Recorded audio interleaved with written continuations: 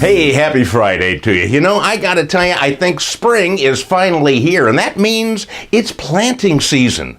Now, since it's rained so much in the Midwest this year, I had to change my gardening plans because my yard is super saturated and still filled with water, so I decided to plant a nice crop of rice. That's right, rice. And I think I have the quick growing kind because on the box of seeds it said minute rice. So I got that happening.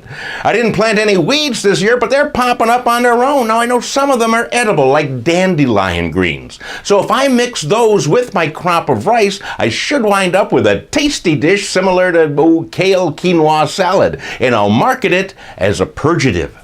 And speaking of purgatives, President Trump levied more tariffs against the Chinese-made goods this week. This means we're going to be paying more for electronics to firecrackers, and we'll probably be paying a lot more for rice. That's right. So I stand to make a tidy profit from my garden. So while I go and tend to my patty, enjoy the other stupid acts in this week's Friday Funnies. Please hang up and try again. You know, the Friday Funnies would not be complete without the latest follies from Florida. In Martin County, 30-year-old Kyle Jones was arrested and charged with battery when he started a fight with his girlfriend by waking her up and slapping her in the face with a cheeseburger. That's right. Police did not state what kind of a cheeseburger it was, but they did note that when officers arrived at the scene, the woman was visibly upset and, I quote, covered with particles of the food item. I gotta tell you, it's enough to make Ronald McDonald cry. Florida has now instituted a 3-day waiting period on all hamburger products. Hush Hush is a London-based luxury store, and they're looking for someone to review luxury yachts to make sure that they live up to the company's standards. The candidate would spend a week on a luxury yacht and inspect everything on the boat. Then they will write a review for each yacht. For each review, the yacht tester will receive $1,300, and no previous yacht experience is required. I mean, the only thing that could make this job any better would be an endless supply of free beer. But for that, you need to apply for the intern job being offered by Natural Light.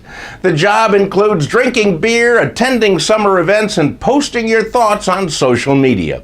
The internship is a paid position, but no mention was made of the salary. I guess they can pay somebody who's been drinking beer all day long anything they want, and they won't know the difference.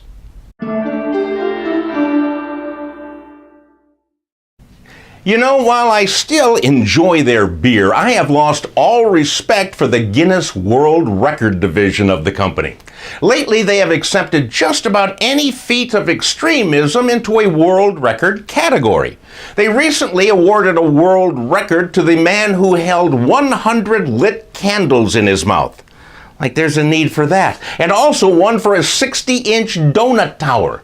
This week they added to the stupidity. In Kangaroo Valley, Australia, which is where they make very good hops, anyhow, 1,000 people gathered to taste cheese. And apparently 1,000 cheese tasters is a world record. Next, I expect the Guinness people to visit the annual Baked Bean Festival, where instead of finding 1,000 people eating the cheese, they will find 1,000 people simultaneously cutting the cheese. If Guinness ever makes gross stupidity a category, Florida will win hands down. Hey, that's it, my friends, for another week. Please share these funnies with others. Have a wonderful weekend, and I'll see you back here next Friday.